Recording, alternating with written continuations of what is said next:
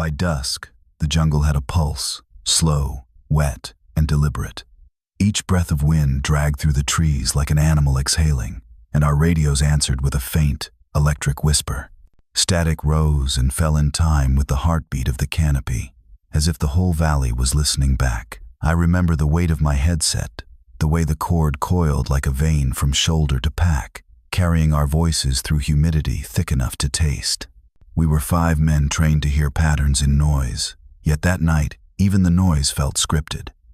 Every click of the dial, every burst of white hiss, sounded like a rehearsal for something we hadn't read. Then came the signal. 3 blips, 1 pause, 2 more. Echo 4's distress code. It cut through the static so clean it felt surgical. I logged the time, 2,304 hours. Coordinates marked but not confirmed. Sergeant Harker tried to raise them. Nothing. Just that low, throat-deep rumble of the jungle reclaiming its space. The contrast between our crisp American cadence and that endless foreign hum made every word feel borrowed. Somewhere beyond the vines, a bird screamed once and didn't again. I tightened the strap on my rifle and felt the silence stretch into something physical, something with edges. Then came the sound, half scream, half transmission, ending in a tone no radio manual could explain. I watched the signal line flatten on the display, one perfect horizon of quiet. The headset stayed warm in my hands, still humming, still pretending to be alive. I didn't speak. None of us did. They say the jungle devours noise. That night, I learned it prefers meaning. And before dawn, it would take hours too. By first light, the order came through. Short, clinical, without emotion. Recover or confirm Echo 4. That was all it said. No signatures, no origin header, just coordinates that bled into the green of the map like ink dropped in water. The grid marked a zone with no recorded patrols, no trails, and no extraction points. Logic told us to wait for reconnaissance, but command wanted movement before sunrise. Order against instinct. That's how it always begins. We loaded the Huey with silence and rations, each of us rehearsing the same calculus in our heads. 5 men gone dark in 70. 2 hours, no enemy chatter, no heat signatures. The radios crackled with routine procedure, range checks, supply confirmations, but every voice felt distant, like a recording from a safer world. As the rotors climbed, the map folded in my lap, its paper soft with sweat. Beneath us, the Congo spread like an ocean made of leaves, each wave a secret. Half an hour into flight, the compass drifted 3 degrees without correction. The pilot tapped the gauge, frowned, and said nothing. Military order relies on systems. The jungle doesn't care about systems. It answers only to itself. When the altimeter fogged from inside, we knew the air wasn't ours anymore. I checked the frequency again. Nothing but faint distortion, like breath against a microphone. The coordinates pulled us toward a valley not listed on any chart. The terrain had no roads, no rivers, just a dark depression swallowing sunlight. The radio operator from command repeated our call sign once, then silence. I marked the last received line in my notebook, the ink already blurring in the humidity. Somewhere below that green expanse, Echo 4 had vanished. Not lost, not killed, just absorbed. The difference matters, because what absorbs can still hunger.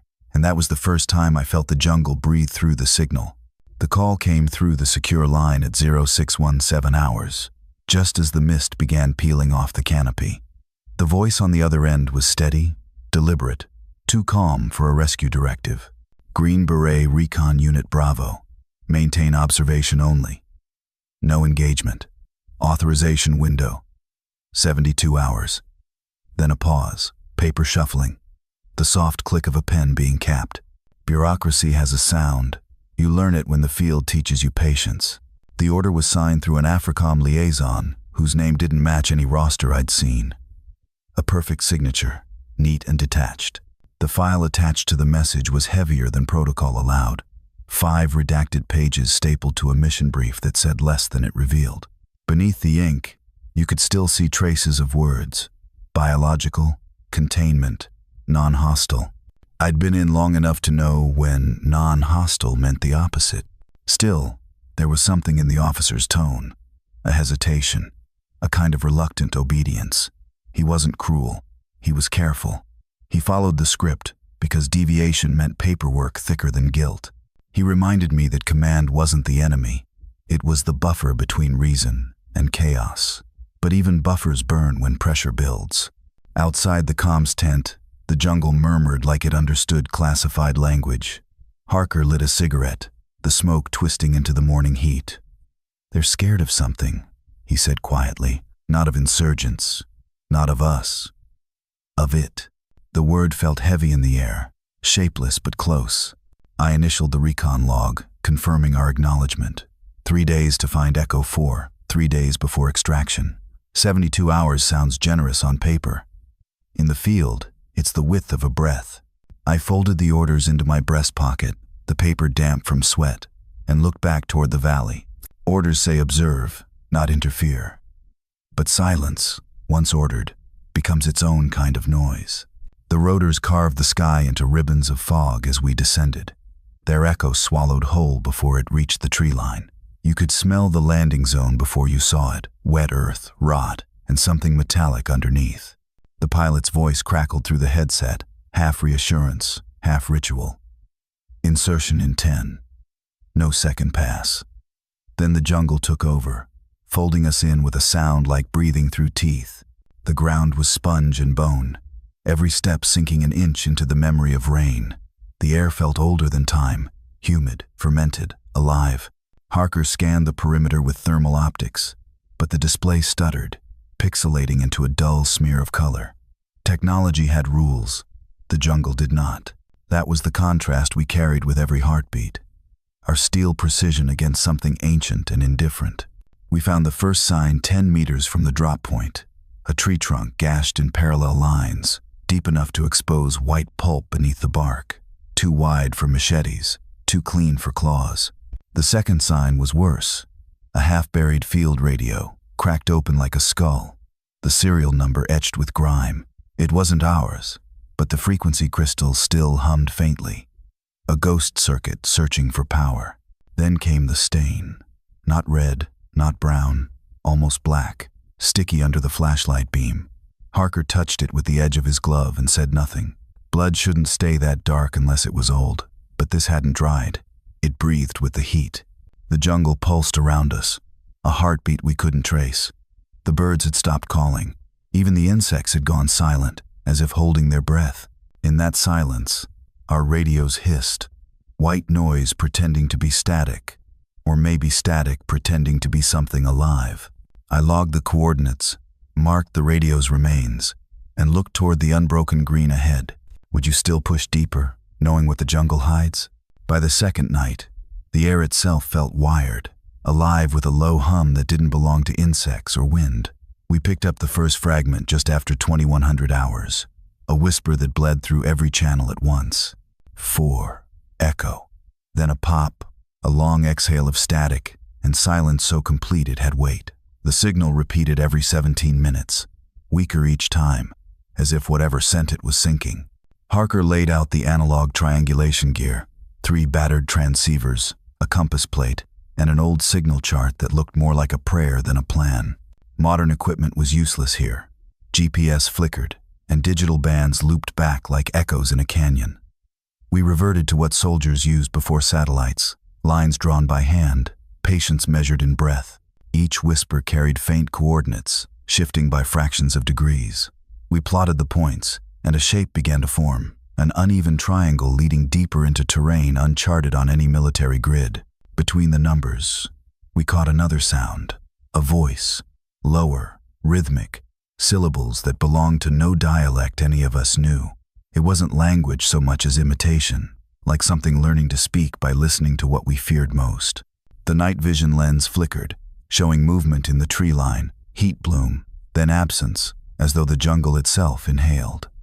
I kept the receiver pressed to my ear until the static turned into breath. Not ours, not human. The silence that followed wasn't relief, it was listening. The jungle, the air, even our radios waited for our next sound. We logged every minute of interference, our notebooks filling with coordinates and crossed out calculations. Each line of data looked like a heartbeat trying to find rhythm. By midnight, the pattern aligned with Echo 4's last known route. 3 points, 1 signal, 1 presence. The silence wasn't empty anymore. It was full of direction. By dawn, the fog had thickened into a ceiling. The jungle no longer breathed, it waited. When the first light slid between the leaves, it caught something impossible in the mud beside our camp. Depressions, deep and deliberate, as if the ground itself had flinched under weight. Each print was nearly twice the span of my boot, 5-toed but wrong, 1 toe offset, the gait uneven, not animal, not man. Dr. Kelso, our field biologist, crouched low, brushing the edge with a gloved finger. "Gorilla, maybe," he said, voice steady but eyes darting. "Some kind of mountain mutation. The locals speak of Ngulu Mok, a river spirit that walks on land." He tried to sound clinical, but the way he avoided looking into the trees gave him away. Rational biology versus primal myth. The tension between the two hung heavier than the heat. We documented everything. 0613 hours, first footprint measured. Diameter, 40. 1 centimeters. 0621, cast poured, mixture ratio logged. 2 parts gypsum, 1 part clay. The plaster hissed as it hardened, steam rising where sun met moisture. I photographed each print with a timestamp card, the seconds glowing faintly on the analog display. Data, evidence, order. Our small rebellion against whatever else lived out there. But order doesn't hold long in a place that doesn't believe in it. The trail stretched east, curving around the camp like punctuation, a question mark pressed into the earth. The spacing between prints implied a stride of over 2 meters. Kelso mumbled numbers under his breath, trying to make physics obey him. If it's bipedal, it's too tall. If quadruped, too narrow. It doesn't... He stopped. Words couldn't stabilize what the jungle already knew. The air smelled of iron and wet bark. Somewhere close, branches shifted with the sound of something deciding whether to move closer. I snapped the last photograph, labeled the negative, and sealed it in a waterproof case. Each motion felt ceremonial, like writing an affidavit for the impossible. As we packed the gear, the plaster cast cracked, not from handling, but from within, as if the mold itself remembered weight. I told Kelso to leave it. He refused. Scientists chase proof. Soldier chase survival. When we moved out, the prints continued ahead, perfectly spaced, vanishing only where the mist thickened into light. By 2100 hours, the jungle had changed color through our scopes, no longer green, but a gradient of black and white heat. Every living thing glowed like a secret. Branches dripped warmth, insects pulsed in infrared bursts, and under all of it, the ground shimmered faintly, alive with decay. The air was thick enough to feel on your skin, like standing inside someone else's breath. We moved in staggered formation, NVGs cutting through the dark in narrow cones. Every click of the safety, every crunch of soil under a boot, felt amplified. The forest didn't just surround us, it observed. I could swear the canopy shifted when we passed, as if reacting to our intrusion. The radios hissed faintly with ambient static, like they were trying to mimic the insects. Then the thermal feed glitched. Private Sato's screen fizzed white, then bled into red bands. Motion detected, east quadrant. We froze. Through my scope, something flickered across the clearing, a form low to the ground, moving on all fours. The stride was smooth, but every few steps it rose, spine arching upright, silhouette humanoid for half a heartbeat before collapsing back to the earth. The pattern repeated: crawl, rise, crouch, vanish. Probably a primate, Kelso whispered, but his tone carried the same brittle edge I'd heard in gunfire, too measured to be calm. The shape reappeared 30 meters closer, then gone. Then somewhere else, same heat signature, same erratic pulse. Harker ordered a scan sweep. We triangulated with handheld thermals. 3 dots became 6, then none. Equipment flickered again. Our visors blinked to black for 2 seconds, maybe less, but it was enough. In the darkness, something moved behind us. You could feel it, the way the air shifted, the way every drop of sweat suddenly felt like eyes. When the image returned, the jungle looked the same, Trees, vines, heat signatures scattered like afterimages. But the jungle listened now. I could feel it, a pressure in the air, like being studied. My mic caught a faint clicking. At first I thought it was interference, until Sato whispered, "That's not us." The sound repeated, circling, bouncing between trees. Not an echo, more like mimicry. The forest had learned our rhythm, our breathing, our signal. Fear spread through the ranks like humidity. Quiet, invisible, suffocating. At 2,137, the radio spiked again. White noise, then something underneath it. A voice, faint, fragmented. Our call signs spoken back in perfect cadence. Then silence. We stood there, 5 soldiers, surrounded by a billion living things, and for the first time, I realized the jungle wasn't hiding anything. It was listening. It happened sometime between 0240 and 0300 hours. The jungle had gone silent again, the kind of silence that isn't peace but pressure, as if every living thing was holding its breath. Private Harker was on second watch, stationed 10 meters off perimeter. His last radio check was routine, clipped, professional. All quiet, visibility 50 feet. No movement. Then static, then nothing. When I woke, the fire was just embers, and the night felt heavier, thicker, wrong. The air had that dense metallic taste it gets before rain, but the sky was clear. I scanned for Harker's heat signature. Nothing. Just the familiar scatter of our own bodies glowing faintly against the black. Sergeant Mills was already moving, weapon raised, calling in low tones. "Harker, confirm position." "Over." No response. We fanned out in 2-man pairs, beams of red light cutting through fog that felt alive. I found his rifle first, half buried near a root mound, barrel bent like it had been slammed against something harder than bone. The sling was still clipped, torn clean off the stock. 2 meters away, his boot. 1 boot. The leather shredded at the ankle, laces ripped, no blood inside, just mud. Kelso whispered, "Animal?" But his voice betrayed him. We both knew no animal removed a man like that. Fast, silent, clean. The jungle's humidity swallowed sound, leaving only the low thrum of insects and our own breathing. Mills circled back to camp, jaw tight, muttering the same thing over and over. Tight formation, eyes open, nobody strays. We marked the site. 0314 hours. Coordinates logged. A small patch of earth depressed where something, someone, had been dragged. The prints beside it didn't match any known pattern. Wide, asymmetrical half-moon edges pressed deep into the soil. They followed no logic, no direction, as if whatever took him moved in loops. Echo 4's ghost hung in the air now.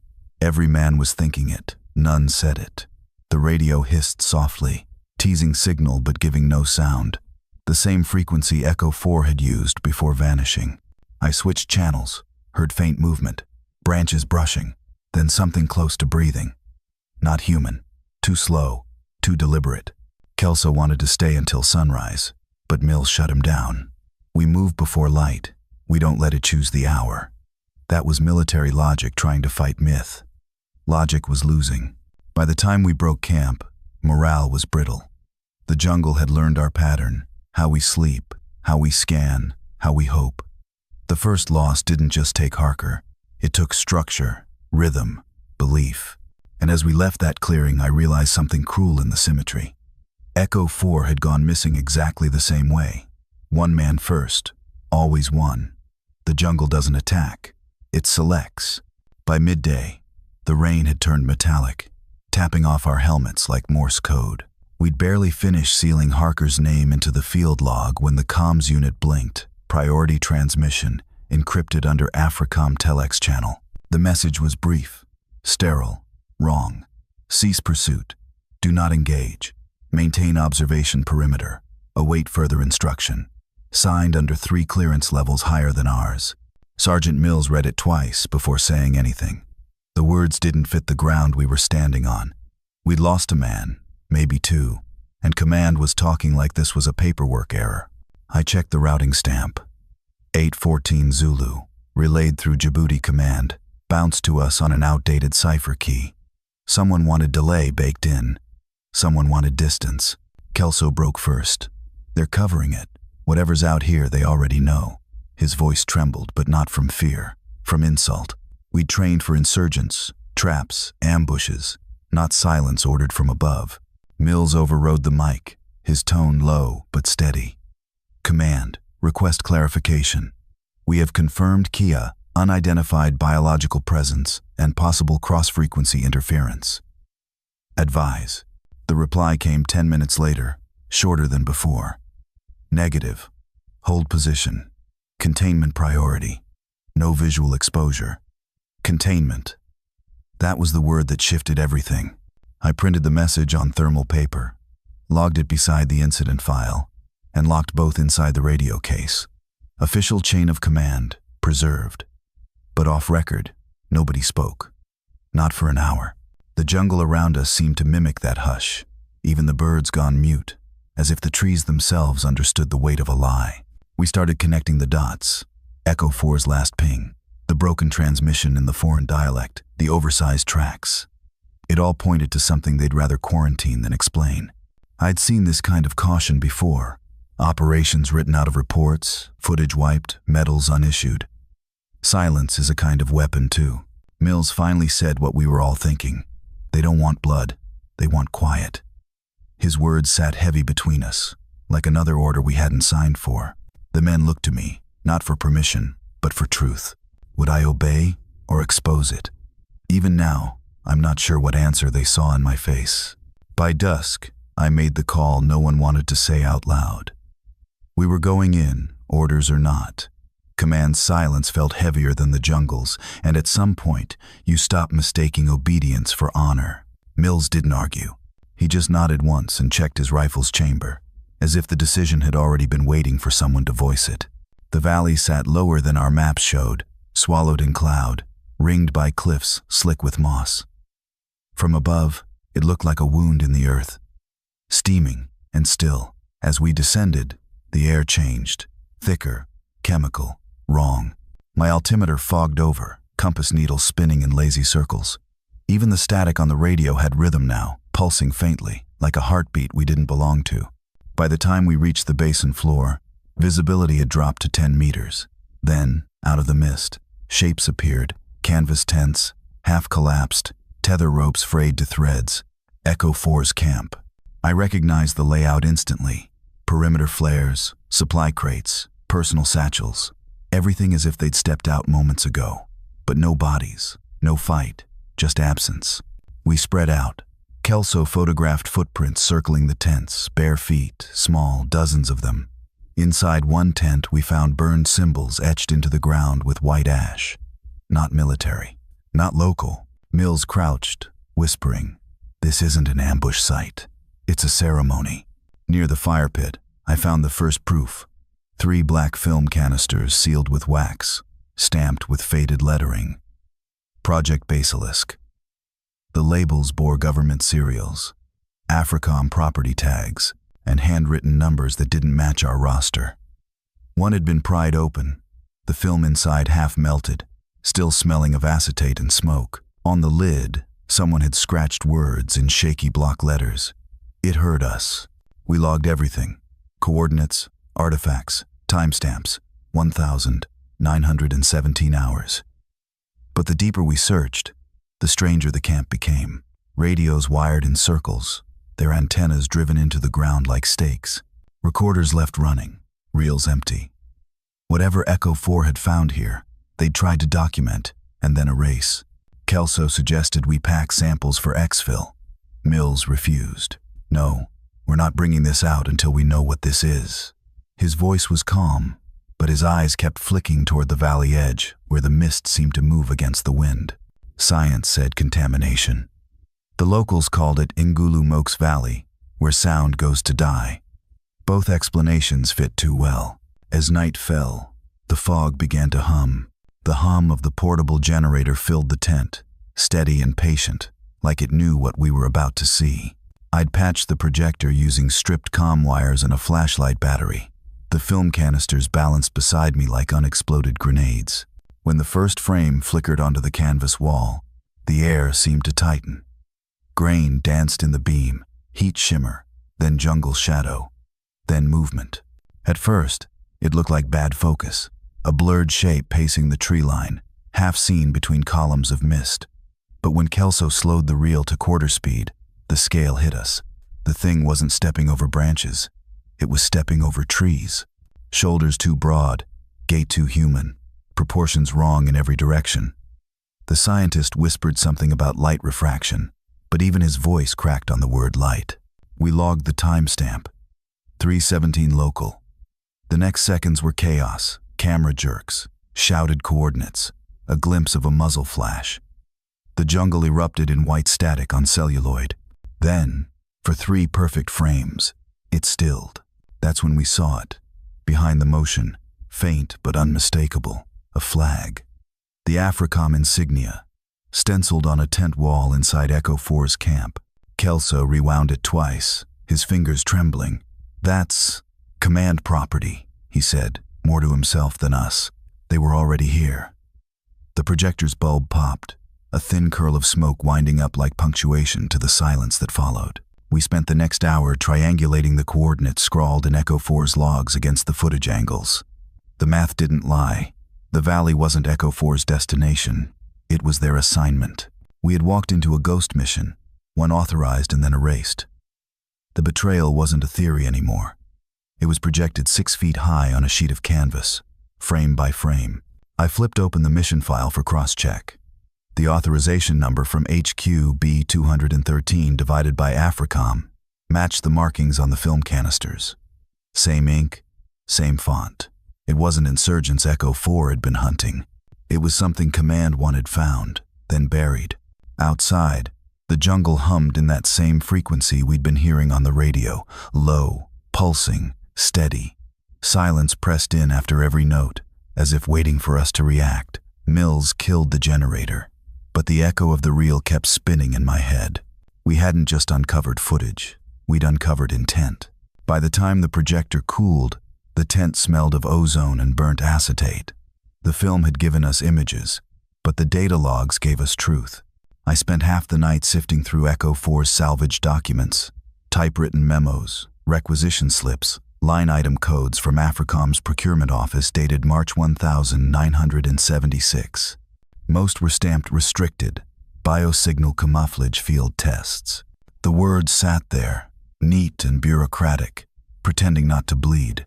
Kelso helped decode the filing headers while the scientist checked radio frequencies against the project numbers. Every cross-match pointed the same way. Echo 4 hadn't been ambushed. They'd been deployed to test an experimental system meant to hide biological movement from detection, part sonar, part neural dampener. Except something reversed it. Instead of masking signals, it amplified them. The jungle didn't just hear them, it answered. I pulled up the logistics log. 10 crates shipped from Fort Bragg under dummy designations. 6 returned empty, 4 unaccounted for. 1 memo from a colonel I'd never heard of, signed, dated, and clean, authorized, live environment calibration using proximate primate populations. That was the first time I felt the room tilt. The line between mission and experiment had been erased, and we were standing inside the proof. The radio on the table crackled, a soft whisper of static. Mills froze mid-note. I adjusted the dial until the distortion sharpened into a rhythm.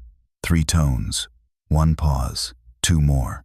Echo 4's distress pattern, but inverted, like a signal trying to rewrite itself. Kelso recorded it, time-stamped it 0216. "It's not playback," he muttered. "It's responding." The contrast was undeniable.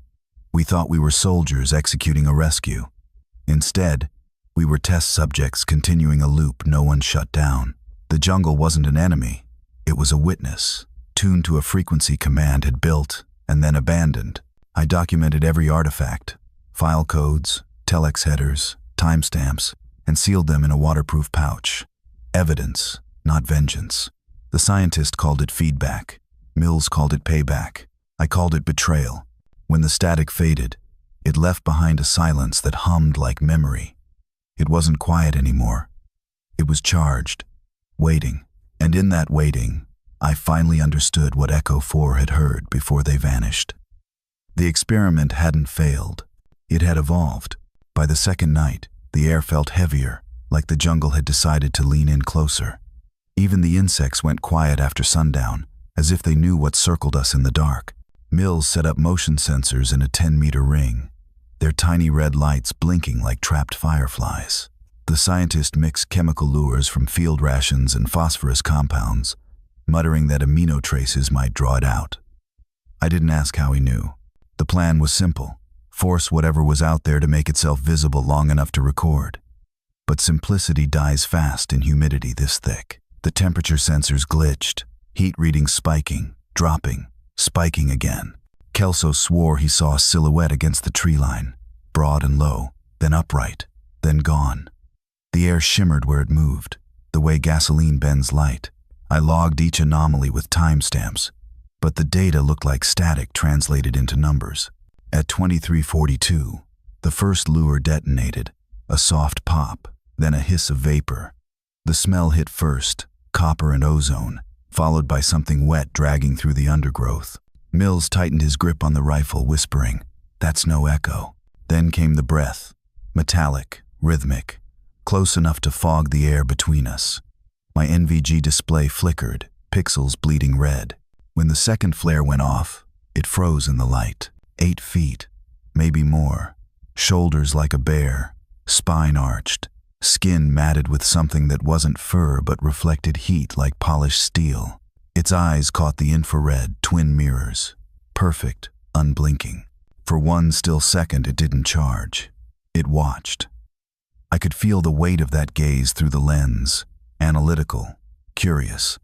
Not a beast, a mind. The camera caught 5 seconds before the flare burned out, long enough to prove it wasn't a trick of light, long enough for me to whisper what the others already knew. It's studying us. The silence that followed wasn't relief, it was recognition. The sensors around camp began to beep one by one, perimeter breach alerts cascading inward, closing the circle. Whatever it was, it had learned our system, and it was testing its reach. Kelso went for the generator, but I stopped him. "Let it listen," I said. "Maybe it already is." The jungle didn't argue. It just breathed in sync with us, heat, fear, and signal merging into one pulse. By dawn, the mist had thinned, but command silence hadn't. We'd sent the evac request hours earlier. Standard priority, clean format, confirmed coordinates. The reply came through in clipped bursts of telex code. Denied. Fuel ration. Standby 48 hours. It read like logistics, but every man in that tent knew the tone. It wasn't about fuel. It was about containment. Mills kicked a crate across the dirt, the sound sharp in the heavy air. "They're not coming," he said flatly. "We're ghosts already." Kelso tried to argue protocol, waving the mission charter like it still meant something. But even his voice cracked on the word authorized. The scientist kept quiet, eyes fixed on the valley map, tracing the same line over and over, a path north, toward the river. I opened the comm log to cross-check the manifest from yesterday's supply run. 3 Black Hawks listed, 2 confirmed by tail number. 1 line blacked out entirely, no call sign, no pilot ID, no fuel record. Missing signatures on a military flight manifest aren't clerical errors. They're erasures. And erasures mean someone scrubbing us from the board. The fracture happened slow, like frost spreading across glass. Kelso clung to obedience. Chain of command keeps us alive. Mills leaned toward exposure. Truth keeps us human. Both were right, and that made it worse. My job was to keep the line between them from snapping. Outside, the jungle steamed under the first light, every drop of dew catching signal from the radio, still scanning for a voice that wouldn't answer. I logged everything: time, transmission, denial code, and that missing call sign. If we were being buried, I'd make sure the dirt came with receipts. The contrast sat like iron between my teeth, duty versus survival. We'd been trained to hold position until relieved. But what happens when the relief is never meant to come? Kelso kept the comms running, hope on a loop. Mills started packing gear for a ground extraction. The scientist handed me a folder of decrypted fragments that shouldn't exist. "They knew," he said quietly. "They were already testing extraction failure." I didn't answer. The radio clicked once, then went still. No static, no hum, just absence. We weren't waiting for rescue anymore. We were waiting to see who reached us first, the jungle or the truth. By the third morning, exhaustion had teeth. Every breath carried the taste of rust and ash. Every sound felt rehearsed. Mills said it best. If we don't finish this, it'll finish us. There wasn't much left to argue. The mission had outlived the reason for it. But purpose was the only thing keeping our hands steady. So, we armed up, motion sensors, flares, recorders, and pushed east toward the valley ridge, where the heat signatures had clustered overnight. The jungle shifted as we moved, leaves trembling without wind. The deeper we went, the less alive the forest seemed, until the smell hit, iron and decay, the kind that clings behind your teeth. That's when Kelso saw them. Shapes ahead, pale under the canopy. Bones, hundreds of them, some human, some not. Dog tags tangled in vines, stamped with units that didn't exist anymore. Echo 4, yes, but others too. Decades worth of silence laid out like an archive. We formed a perimeter. I logged each find, photographing evidence under weak daylight. The ground glittered with bits of torn metal, spent cartridges, cracked visors. Every story ended here, stripped clean. Mills crouched near a skull half buried in moss. They didn't run, he said. They were called. The radio on my shoulder hissed. One burst of static, then a voice. Familiar. Calm. My own. Move to extraction, it said. The exact cadence, the same clipped vowels. Mills froze.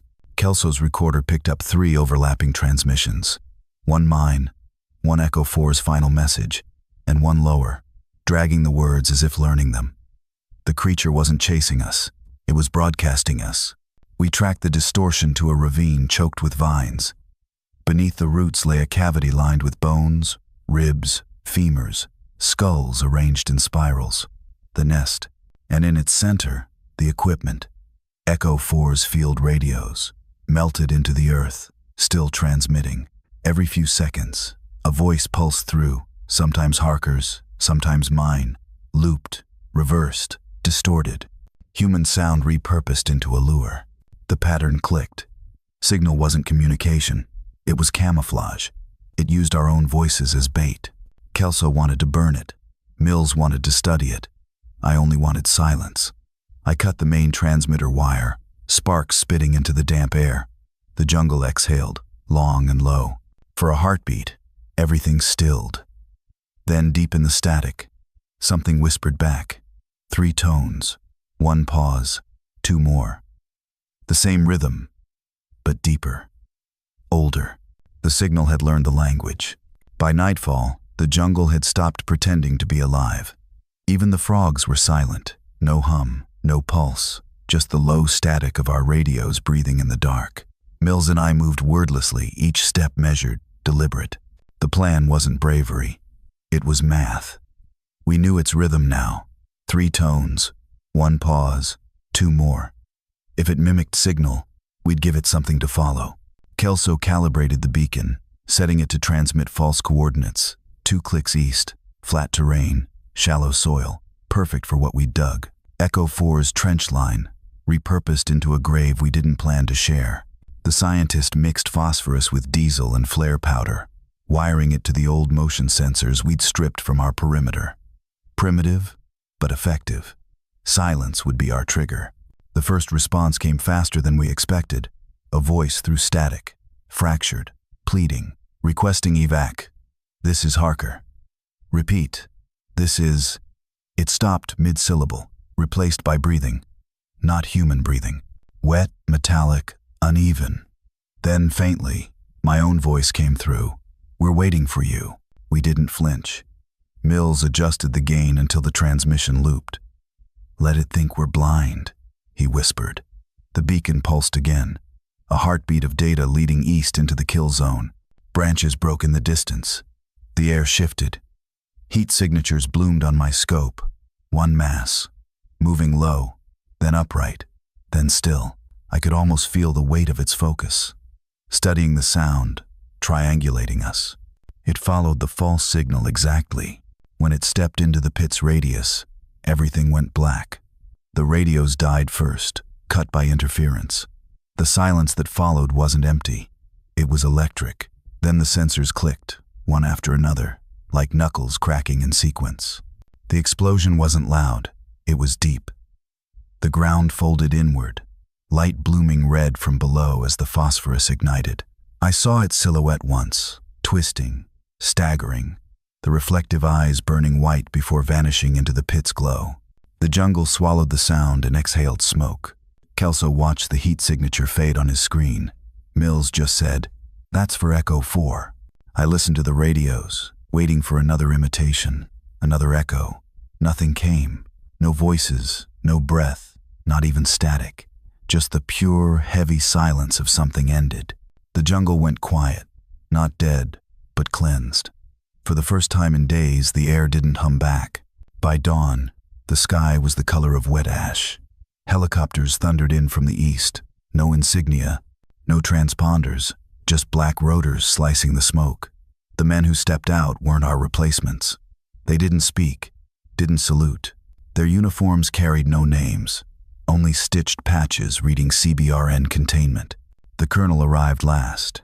His boots sank into the soft mud as he surveyed what was left of the camp, the crater still smoking, the shattered comms tower, the pit sealed beneath sheets of thermal tarp. He didn't ask what happened. He already knew. "Sergeant," he said quietly, almost politely, "you'll hand over your field logs, all of them." Mills looked ready to argue, but one glance from the colonel silenced him. 2 containment officers were already gathering evidence, blood samples, burned fragments of Echo 4's insignia, even Harker's rifle. One of them held a portable incinerator unit. Anything organic went in, no hesitation. When I asked about extraction, the colonel handed me a document, classified header, AFRICOM seal. "Official record," he said, tone flat. "Operation terminated due to terrain instability and communication collapse." He met my eyes, and for a second his voice broke. "You understand, Sergeant.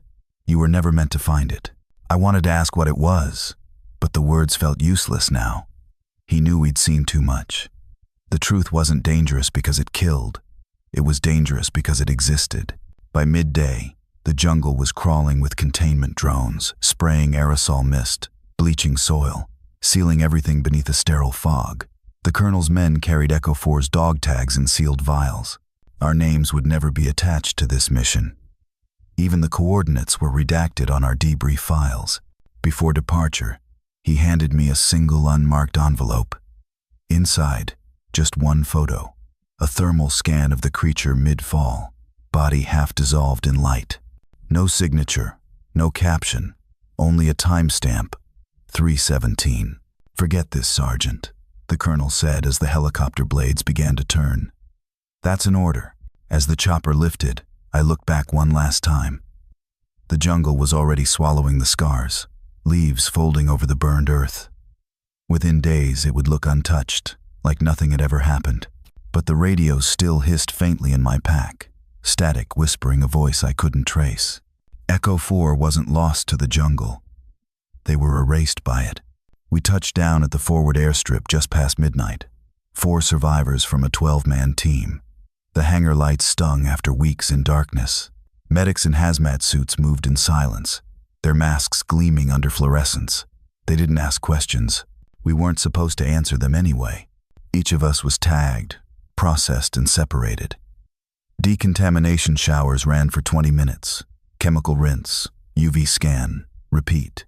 Our gear was taken to a sealed container marked biohazard, level 5. Even the mud on our boots was scraped off, bagged and cataloged. The rifles disappeared first, then the dog tags, then the names.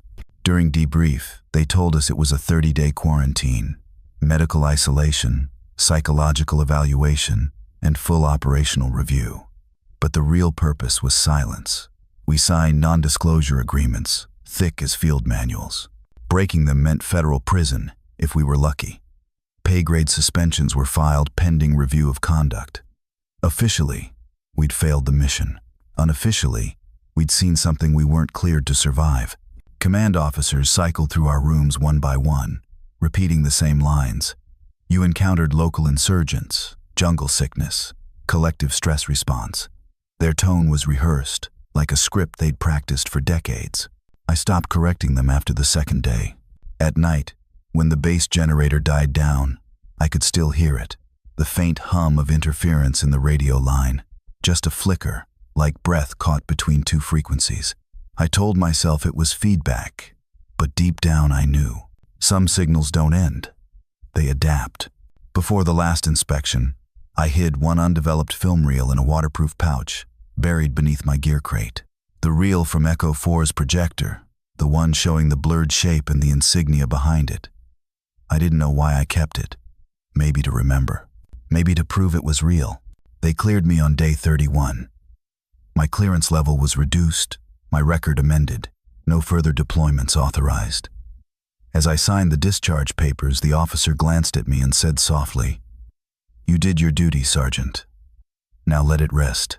But I can't, because every time I close my eyes, I hear the static again, faint, rhythmic, almost human. The jungle may have gone quiet, but the signal never truly stopped.